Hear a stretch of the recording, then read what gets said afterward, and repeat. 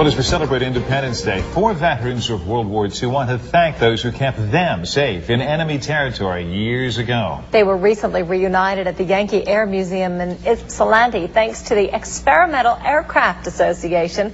Jennifer Borres was there and has their incredible story.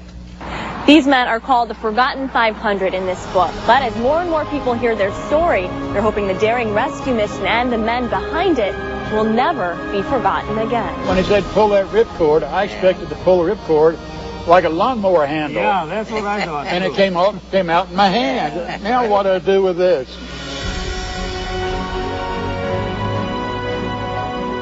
More than 60 years have passed since these U.S. airmen parachuted out of a plane into enemy territory. I had the ripcord in my hand and I was free falling. But I immediately tried to get into the pack and get the pilot chute out. And I did that eventually. And the pilot chute went up. And when that went up, then the much larger chute went up. And my flight afterwards was all okay. Their mission, to bomb a German oil field. We bombed Ploesti so that Germans would be penalized for their lack of gasoline. But we paid one terrible price for that. Because the Germans knew what altitude we would come in. They knew the formation we would come in. They had us zeroed in perfectly, and we were like sitting ducks. For many of these men, that mission was never finished. They died when their planes crashed into the treacherous mountains in the Balkans of Yugoslavia. For the others, they were parachuting into the unknown. On my way down, I saw a flock of sheep. And when there's a flock of sheep, there's usually people around it. So I made up my mind that if I did get down without injury or anything, that's where I was going to head.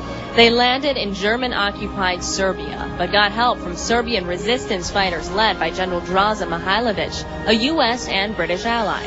Those people had it pretty doggone rough and didn't have much to give, but they gave. And they kept the U.S. airmen safe for weeks until the U.S. government got word that there were 50 downed soldiers in Yugoslavia. The United States sent in OSS agents on a daring rescue mission known as Operation Halyard. Fremont resident Arthur Jabilian was one of those men who risked his life. They asked if I would go as a radio man. Well, immediately, did it in a heartbeat. I said, certainly. When he got there, he found not 50 airmen, but 250. And the number was growing. We stayed, and what turned out to be what started as a 10-day mission, we were there for almost 6 months and brought out 500 airmen in that time. One by one, C-47s landed on a makeshift runway that the Americans and Serbs built by hand. We were so pleased that these planes were coming in, and this was what we had worked hard for, and getting that airstrip built, and it made us real happy. But when they returned to the U.S., the government said they couldn't share their incredible story. We weren't supposed to tell them how we got out.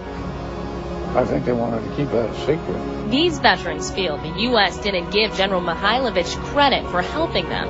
By the time the rescue happened, the U.S. and Britain had abandoned Mihailovic as an ally. They say false information was given that he was a traitor and collaborating with the Germans.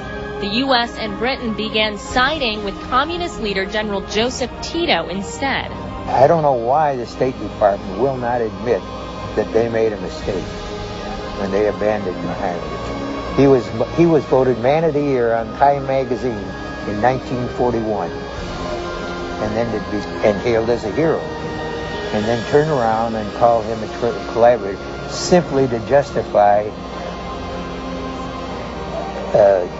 favoring Tito. When the war ended, they say Tito put Mihailovic on trial, quickly found him guilty, and executed him by firing squad.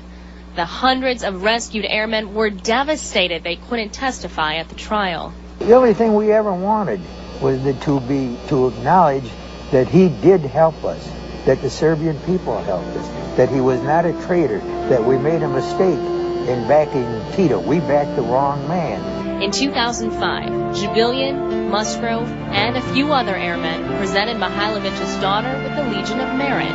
It was awarded posthumously to her father by President Harry Truman for aiding the American soldiers. It was a big step in a lifelong mission, fighting to expose the truth. We have a story to tell. We may be small, but we're vociferous, and we'll tell it till the day we die, won't we?